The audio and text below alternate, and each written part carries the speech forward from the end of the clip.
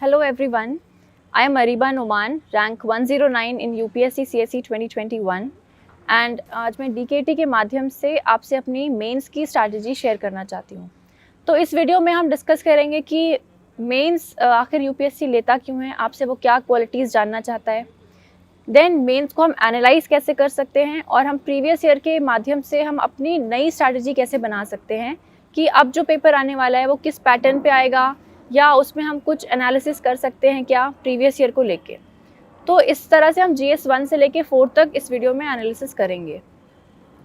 So talking about my 2019 attempt when I gave my first mains, in that I scored 712 marks और cut off was 750 I guess.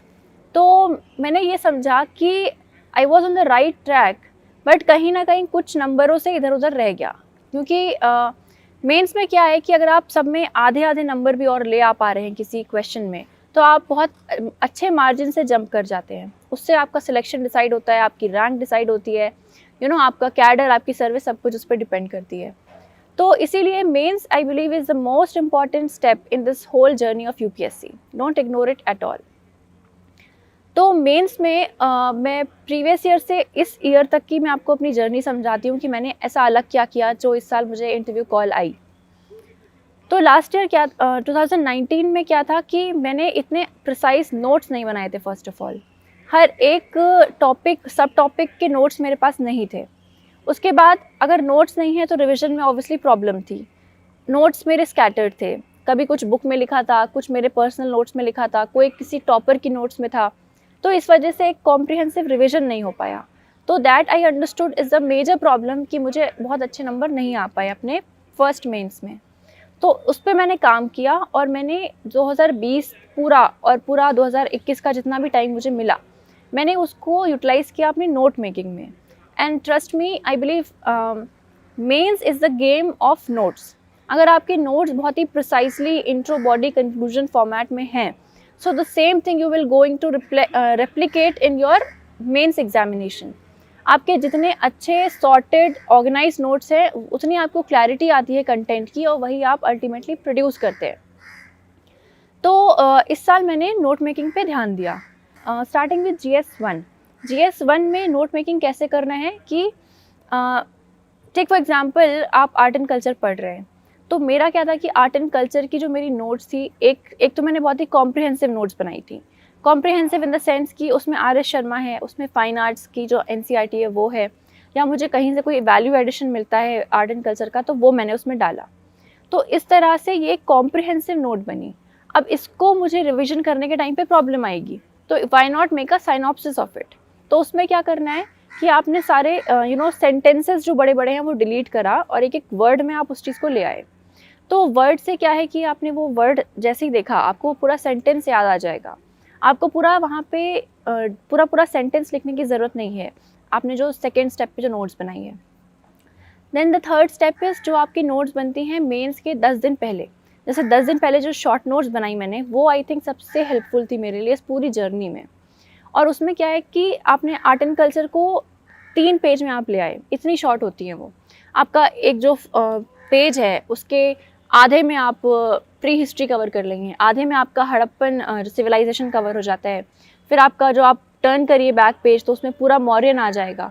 तो इस तरह का level of precision होना चाहिए कि आपका आंसर बहुत ही ऑर्गेनाइज लिखा हुआ है आपने। और अपनी नोट्स में ही आपने इंट्रो लिखे हुए हैं, अपनी नोट्स में आपने बॉडी है और उसमें कंक्लूजन भी लिखा है। कहीं कोई डायग्राम डालना है तो वो भी नोट्स में आप पहले ही से डाल लीजिए, क्योंकि वहाँ पे आपको कोई नया डायग्राम नहीं याद आएगा। तो GS 1 में हम क्या करें कि सोर्सेज हमारी क्या रहेंगी, RS Sharma, Satish Chandra, along with your fine arts NCERT। मैंने इतना ही किया था। Coming to your modern history, source was Bipin Chandra की NCERT and spectrum. Bipin Chandra NCERT से हमें एक फ्लो आता है, हमें एक स्टोरी फॉर्मेट में मॉडर्न हिस्ट्री समझ आएगी। और स्पेक्ट्रम से आपका एक कॉम्प्रिहेंसिव नेचर आएगा कि आप पर्टिकुलर टॉपिक को बहुत ही मल्टी डायमेंशनली आप सोच पाएंगे। वर्ल्ड हिस्ट्री और पोस्ट इंडिपेंडेंस जैसे उसके ज़्यादा क्वेश्चंस आते नहीं हैं, सो मैंने उसके लिए बहुत कॉम्प्रिहेंसिव पढ़ाई नहीं की थी। बस आई मेड श्योर कि जो भी आपका कोचिंग मटेरियल है अवेलेबल, कोई भी अच्छी कोचिंग से आप मटेरियल एक बार डिसाइड कर लीजिए और फिर उसी को आप 3-4 बार पढ़ लीजिए, ताकि जो बेसिक आपका सिलेबस है वो कवर हो जाए। तो वर्ल्ड हिस्ट्री में क्या है कि हमेशा या तो बहुत ही सिंपल सा क्वेश्चन आएगा या बहुत ही डिफ़िकल्ट सा क्वेश्चन आएगा। तो डिफ़िकल्ट इतना भी हो सकता है कि वो एक हिस्ट्री ऑप्शनल से ना हो पाए, तो उसमें कोई ज़्यादा इनपुट डालने की कोशिश मत करिए, आपका उसका आउटपुट प्रोपोर्शनल नहीं आता है। तो कोई भी कोचिंग मटेरियल से आप इसको सफाइस कर लो। Coming to society part, I believe society and geography are the key players in GS1. जिसका ये strong है वो the person is done with the paper. तो सोसाइटी के लिए मेरा ऑप्शनल सोशोलॉजी था, इसलिए मैंने सोसाइटी अलग से नहीं किया था, बट जिसका ऑप्शन नहीं है आप उसको प्लीज़ अच्छे से करिए, it's a very scoring subject. तो उसमें हम क्या कर सकते हैं, आप 11th-12th की जो NCERT है सोशोलॉजी की उसको कर लीजिए, और अपने जो करंट में जो इश्यूज़ चल रहे हैं उसको अपने सिलेबस से हमेशा रिलेट करते रहो। पहली बात तो सिलेबस को अच्छे से समझो, इंडियन सोसाइटी का सिलेबस क्या है, salient features of Indian society, diversity in India, then it comes to your globalization, urbanization, secularism, communalism, population, poverty, ये जितने भी टॉपिक्स हैं इनको आप पहली बात तो अपने दिमाग में रखिए, फिट कर लीजिए। और जब भी आपको न्यूज़पेपर में कोई आर्टिकल दिखता है या कोई न्यूज़ आती है, कोई रिपोर्ट आती है, कोई सर्वे होता है, तो it should strike at the moment कि ये हम सोसाइटी में यूज़ कर सकते हैं। तो अपने सोसाइटी के आंसर को बहुत ही मल्टी डायमेंशनल बनाइए। आप सोचिए कि इंडियन सोसाइटी में किस तरह के स्ट्रक्चर्स हैं। स्ट्रक्चर्स लाइक कास्ट है, क्लास है, आपका रूरल स्ट्रक्चर है, आपका अर्बन स्ट्रक्चर है, आपका फैमिली में एक स्ट्रक्चर है, then your marriage is an institution, religion is an institution, इस तरह से ट्राइबल स्ट्रक्चर है। इस तरह से अपने स्ट्रक्चर्स को, अपने इंस्टीट्यूशंस ऑफ सोसाइटी को थोड़ा ध्यान रखिए, एक फ्रेमवर्क बना लीजिए कि कभी भी कोई विमेन पे कोई क्वेश्चन आता है तो आप उसको किस फ्रेमवर्क में डिसाइड करेंगे। आप उसको हिस्टोरिकली आज तक, जैसा हिस्ट्री से लेके आज तक जिस तरह के मूवमेंट्स चले हैं, फेमिनिस्ट मूवमेंट या विमेन मूवमेंट, उनको आप ट्रेस करिए कि ऐसा अलग क्या हुआ उनमें कि आज वो सक्सेसफुल हैं, पहले नहीं थे। तो इस तरह से हम सोसाइटी को एनालाइज कर सकते हैं। एंड अगेन नोट मेकिंग आपको ऐसे ही करना है, इंट्रो, बॉडी, कंक्लूजन फॉर्मेट में, और जो भी आप वैल्यू एडिशन डाल रहे हैं वो उसी टाइम पे अपने नोट्स में डालिए, सो दैट आपको स्किप ना हो वो चीज़ दिमाग से जब आप आंसर लिख रहे हैं। Coming to geography part, geography में आप NCERT तो है हमारी 11th और 12th की दो पार्ट्स, उसके अलावा आप राजतनल मैम के वीडियोस बहुत अच्छे से करिए। आपने एक बार वो वीडियोस कर लिए हैं तो आप, आई बिलीव, आपका काफ़ी हद तक पार्ट कवर हो जाता है। जैसे इस साल डेक्कन ट्रैप्स पे क्वेश्चन था, इस्थमस एंड स्ट्रेट्स पे क्वेश्चन था, देन आपके प्राइमरी रॉ के कैरेक्टरिस्टिक्स पे क्वेश्चन था। तो ये कुछ ऐसे पार्ट्स हैं जो हम स्किप कर देते हैं generally, but if you will do it from the basic resources like NCERT and राजतनल ma'am's video which is available on रुनाल सर चैनल, तो आई थिंक आपका काफ़ी हद तक जोग्राफी भी कंप्लीट हो जाएगा। एंड सोसाइटी एंड जोग्राफी अगर हुआ तो these are the key deciding factor in how much you score in GS1। Coming to GS2 में हम क्या देख रहे हैं आजकल कि बच्चों का ओपिनियन ये है कि ये बहुत ही करंट ओरिएंटेड पेपर होता जा रहा है, but if you see past 2-3 years paper, तो स्टैटिक का फिर से इसमें डोमिनेंस आ रहा है। तो if you are ignoring Laxmikanth और your any basic book for static, then you are at the fault. आपको स्टैटिक हमेशा मजबूत रखना है इस पेपर में, be it polity, be it IR, governance, जितने भी इसमें सब पार्ट्स हैं उसमें स्टैटिक पे बहुत अच्छे से ध्यान दीजिए, उसको इग्नोर मत करिए। और आपके मटेरियल वही रहेंगे, आपकी लक्ष्मीकांत रहेगी जो आप स्टैटिक में यूज़ कर सकते हैं, और लक्ष्मीकांत से आप एक ये भी चीज़ यूज़ कर सकते हैं जो कमेंट्रीज़ दी हुई हैं। कमेंट्रीज़ लाइक डॉक्टर अंबेडकर ने कुछ कहा है, या ग्रैनविल ऑस्टिन ने कुछ कहा है, या आपके अलादी कृष्ण स्वामी अय्यर जी ने कुछ कहा है, ये बहुत अच्छे से आपको लक्ष्मीकांत में दिया हुआ है। तो इन चीज़ों को आप यूटिलाइज़ करिए, अपने आंसर को और सब्सटैंशिएट करिए, एक फ़िलॉसफी लाइए अपने पॉलिटी के आंसर में। Then similarly it goes to governance या सोशल जस्टिस का जो पार्ट है, उसमें आप कॉन्स्टिट्यूशनल आर्टिकल्स यूज़ करिए, अपना प्रियम्बल यूज़ करिए, आप सोशल जस्टिस की थ्योरीज़ यूज़ करिए उसमें, और कुछ स्कीम्स डालिए, कुछ बेस्ट प्रैक्टिसेस जो हैं पूरे वर्ल्ड में उनको डालिए। तो इस तरह से आप GS2 का जो पॉलिटी एंड गवर्नेंस वाला पार्ट है वो आप अच्छे से कर पाएंगे। Then coming to international relations, international relation में क्या है कि आप बहुत ही ईजिली आप डिटरमाइन कर सकते हैं कि ये पर्टिकुलर क्वेश्चन या पर्टिकुलर ऑर्गेनाइजेशन आएगा, क्योंकि न्यूज़पेपर में चलता रहता है। अभी अगर मान लो ब्रिक्स की कोई मीटिंग हुई है या G20 की मीटिंग हुई है और कोई एक बड़ा एजेंडा साइन हुआ है, तो देयर आर हाई चांसेस कि वो आएगा। तो why not make a note on it. तो आपको IR में फर्स्ट ऑफ ऑल क्या करना है कि प्रीवियस ईयर से सारा देख लेना है कि आज तक प्रीवियस ईयर में क्या क्या पूछा गया है, बायलैटरल रिलेशन किस तरह से पूछे जाते हैं, ग्लोबल इंस्टीट्यूशंस किस तरह से पूछे जाते हैं। जब आपने ये देख लिया तो अब आपको जो भी नया इवेंट होगा आप उसको उसी फॉर्मेट में एनालाइज करेंगे, ठीक है। तो IR के लिए भी हमें यही करना है, इंट्रो बॉडी कंक्लूजन फॉर्मेट में आपके नोट्स। और इसमें आप कुछ कोट्स भी डाल सकते हैं, या कुछ जो जैसे बोला जाता है कि जो दिल्ली डोगमास है, जिसके बारे में हमारे एक्सटर्नल अफेयर मिनिस्टर जयशंकर ने भी बात की है कि दिल्ली डोगमास हो गया, या मिनिमैक्सिंग स्ट्रैटेजी है कि minimise harms and maximise gains करके जो स्ट्रैटेजी है वो आप यूज़ कर सकते हैं। तो इस तरह से अपने आंसर को आप थोड़ा स्टैंड आउट प्रोवाइड कर पाएंगे। और IR में भी एक फ्रेमवर्क आप फिट कर लीजिए कि आप जैसे कुछ स्ट्रैटेजिक बात कर रहे हैं, आप डिप्लोमेटिक एंगल दे रहे हैं उसका, आप उसका ट्रेड कॉमर्स का एंगल दे रहे हैं, आप उसमें पीपल टू पीपल कनेक्टिविटी की बात कर रहे हैं, कल्चरल स्ट्रैटेजी की बात कर रहे हैं। इस तरह से आप कोई हिस्टोरिकल सिग्निफिकेंस दे सकते हैं, आप इंफ्रास्ट्रक्चरल सिग्निफिकेंस दे सकते हैं। तो ये कुछ फ्रेमवर्क्स हैं जो अगर आप रेडी रखते हैं तो आपका आंसर काफ़ी अच्छे से स्मूथली आप लिख सकते हैं। और इसी तरह से जो हमारा जो छोटे छोटे टॉपिक्स हैं IR में, लाइक इंडियन डायस्पोरा है, उसको लोग अक्सर इग्नोर कर देते हैं, but you will see that हर तीसरे चौथे क्वेश्चन रिपीट होता है और बहुत ही अलग अलग डायमेंशन में नहीं होगा, वो बहुत ही स्ट्रेट फॉरवर्ड हर बार सेम सिमिलर क्वेश्चन आएगा। तो why not pre prepare it. तो इस तरह से हम अपने GS2 को कर सकते हैं।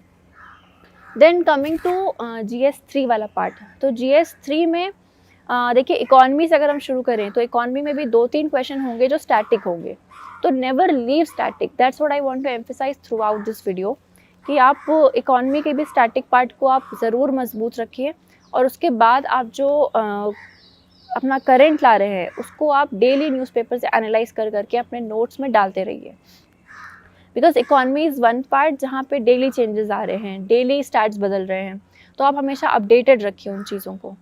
Then coming to your environment वाला पार्ट, इन्वायरमेंट में मोर और लेस इट्स करेंट। और इस साल क्या देखा गया कि इन्वायरमेंट और डिज़ास्टर मैनेजमेंट काफ़ी ओवरलैपिंग था। तो क्लाउड बर्स्ट समझ ही नहीं आ रहा था कि आप इससे लिखें या उससे लिखें। जो कोस्टल इरोजन वाला टॉपिक था वो भी मतलब काफ़ी ओवरलैप था इस साल इन्वायरमेंट और आपके डिज़ास्टर मैनेजमेंट में। तो why not study in that manner. एक कॉम्प्रिहेंसिव स्ट्रैटेजी आप बनाइए कि आप ज्योग्राफी, इन्वायरमेंट, डिज़ास्टर मैनेजमेंट ये एक साथ पढ़िए, तो आपको सारे कॉज कॉन्सिक्वेंसेस एक साथ समझ आएंगे। और इसके सोर्सेज आप शंकर को आप मत छोड़िए, शंकर से आप अगर कोई मान लो स्टैटिक टॉपिक आता है तो आप वो अच्छे से कर पाएंगे। इसी तरह से डिज़ास्टर मैनेजमेंट में आप कोई भी किसी भी इंस्टीट्यूट का एक मटेरियल उठा लीजिए और हर डिज़ास्टर पे अपनी नोट्स रेडी रखिए, और जो भी करंट से आपकी नई स्ट्रैटेजीज़ आ रही हैं किसी डिज़ास्टर को लेके, या किसी कंट्री ने कोई बेस्ट प्रैक्टिस ली हो तो आप वो डाल सकते हैं उसमें। Then coming to your science and tech part, तो साइंस एंड टेक में थोड़ा डेली डाली सिचुएशन है कि लास्ट 2-3 ईयर्स में हम देख रहे हैं कि कुछ क्वेश्चंस हैं जो एस्पिरेंट्स नहीं आंसर कर पा रहे हैं सही से। इस साल भी क्वेश्चंस थे, लास्ट ईयर भी थे, तो हमें उस पर कुछ ज़्यादा एफर्ट मार नहीं सकते हम, और आप उसमें बह मत जाइए कि साइंस एंड टेक तो हमारे हाथ में ही नहीं है। जितना सिलेबस दिया हुआ है, B it nano technology, biotechnology, cloud computing, space, जितना भी आपको सिलेबस दिया है उस पर आपके पास नोट्स होनी चाहिए, और उस पर आपके पास अपडेट्स होने चाहिए कि अभी तक स्पेस में क्या क्या नई चीज़ें हुई हैं, या नैनो टेक्नोलॉजी की रिसेंट क्या अपडेट्स हुए हैं। इन चीज़ों को आप अपडेट रखिए, अगर क्वेश्चन आता है तो डेफिनेटली यू विल हिट। और अगर आप उसमें बैठे रहेंगे कि साइंस एंड टेक्नोलॉजी अब अपने हाथ से जा चुका है तो फिर कुछ नहीं होगा, ठीक है। फिर now coming to internal security वाला पार्ट, तो internal security I believe is a very scoring subject. आपके कुछ 5 क्वेश्चंस आते हैं और वो बहुत ही लो हैंगिंग फ्रूट्स हैं। आप जो भी उसमें सब टॉपिक्स दिए हुए हैं उसमें आप अपने नोट्स बनाइए। जैसे मनी लॉन्ड्रिंग है, आपका साइबर क्राइम हमेशा आएगा, आपका बॉर्डर मैनेजमेंट हर साल आता है, तो इस पर भी इंट्रो बॉडी कंक्लूजन फॉर्मेट में नोट्स बना लीजिए। और कोई भी रिपोर्ट अगर आई है, मान लो आर्मी की रिपोर्ट है या किसी जैसे सिप्री की रिपोर्ट है, इस तरह से आप उन रिपोर्ट्स को डालिए उसमें, ताकि आपके आंसर को एक वेटेज मिले, एक सब्सटेंस मिले कि आप हवा में नहीं बात कर रहे हैं, आप एक एग्जाम्पल के थ्रू उस अपने पॉइंट को, आर्ग्यूमेंट को आप रख रहे हैं, ठीक है। तो इंटरनल सिक्योरिटी को मैंने एक बुक आती है, अशोक कुमार IPS हैं वो, उनकी बुक मैंने किया था फॉर स्केलेटन मटेरियल, कि बेसिकली इंटरनल सिक्योरिटी इश्यूज़ क्या क्या हैं, और उसको मैंने जो मेरा न्यूज़पेपर था द हिंदू, उससे मैं हमेशा सब्सटैंशिएट करती गई, तो इसलिए मेरा इंटरनल सिक्योरिटी वाला पार्ट काफ़ी अच्छे से हो जाता था। नाउ कमिंग टू GS4, तो GS4 में इस साल ट्रेंड बहुत ही चेंज हो गया and everybody suffered in this paper. जो हम कहते हैं कि इस एग्ज़ाम में एक अनप्रिडिक्टेबिलिटी फैक्टर भी है, तो वो इस साल हमने एथिक्स में देखा कि जो हमारे थ्योरी के क्वेश्चंस थे वो भी काफ़ी 3-4 लाइंस के आए, आपको उसको डिड्यूस करना मुश्किल था। फिर हमारी केस स्टडीज़ में भी हर में 5-5 पार्ट्स आए, तो इस तरह से किसी ने भी प्रैक्टिस नहीं किया था। तो basically all aspirants were on same level. Again वो आपने नहीं किया था, दैट मीन्स किसी ने भी नहीं किया था उस चीज़ को, तो अगेन आपको ऑन स्पॉट आपकी एथिक्स वहाँ पे बाहर आई। तो इस साल UPSC ने मेरे मानने में ये किया है कि आपको कोई भी डेफिनेशन आप अगर रट के गए हैं या आप कुछ फ्रेमवर्क रट के गए हैं, तो वहाँ पे वो काम नहीं आ पाया।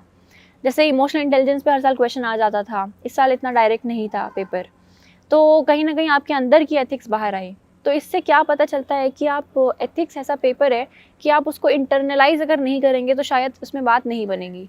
तो एथिक्स का जो सोर्स है, आप उसको लेक्सिकन ले सकते हैं, कोई और बुक ले सकते हैं, आप उसको पढ़िए और पढ़ के उसके अंदर का एथिक्स समझिए। इट्स नॉट जस्ट डेफिनेशन, या इट्स नॉट जस्ट ये थ्योरी डियोंटोलॉजी या टीरियोलॉजी जो भी चीज़ें हैं वो आप बस थ्योरी में मत समझो, उसको अपने डे टू डे लाइफ में एक्सपीरियंस करिए और अपने डे टू डे एग्जाम्पल से उनको रिलेट करिए। तो आप एथिक्स को जितना अपने क्लोज लाएंगे, आई थिंक उतना ज़्यादा आपको मार्क्स गेन होते हैं।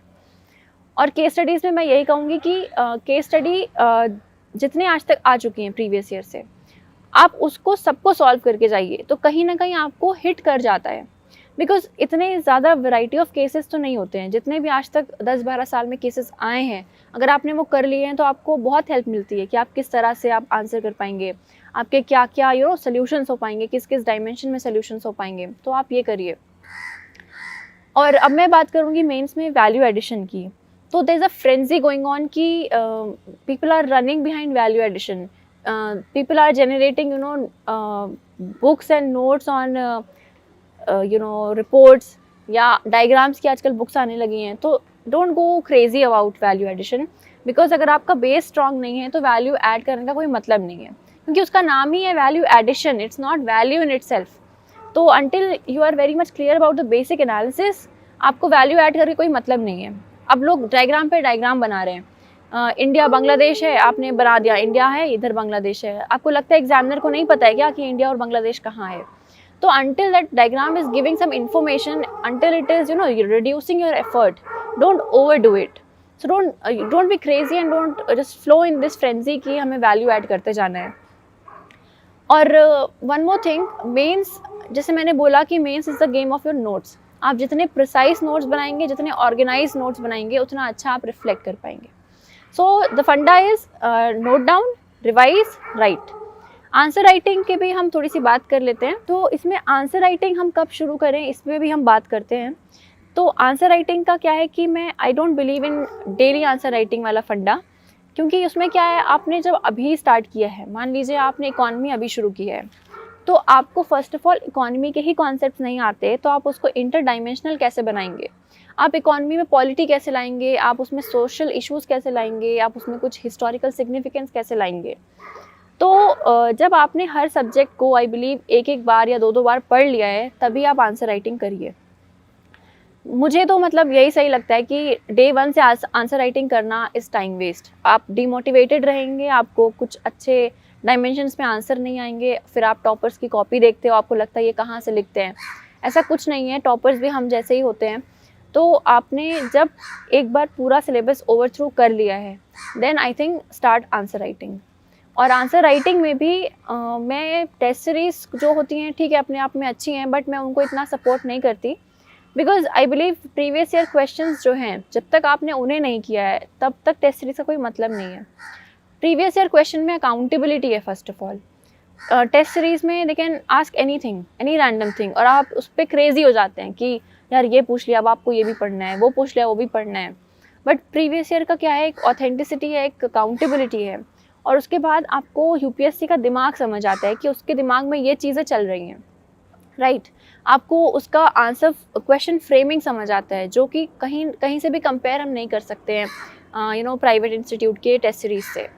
तो first of all, do previous year questions, and if you analyze previous year questions, then I believe 60% of the times 60% of the questions are repeated from previous year। भले ही वो dimension change कर दे पर theme वही होगी। जैसे GS2 में poverty hunger हर साल आएगा, NGO SHG, अब इस बार उन्होंने डोनर एजेंसीज पूछ लिया, तो वो सिलेबस में एकदम दिया हुआ है साफ साफ। तो वही बात है कि आपको प्रीवियस ईयर को करना है, सिलेबस की हर एक नोट मेकिंग करनी है, and you will do very well in mains. Don't go crazy behind value addition. First, keep your base strong, and then only you can go for value addition. So this was my main strategy, and I believe कि इसने मुझे help किया अपने previous attempt से इस attempt में marks लाने के लिए, and I believe आपको इससे कुछ भी मदद मिले तो thank you so much DKT for giving me this platform. Thank you.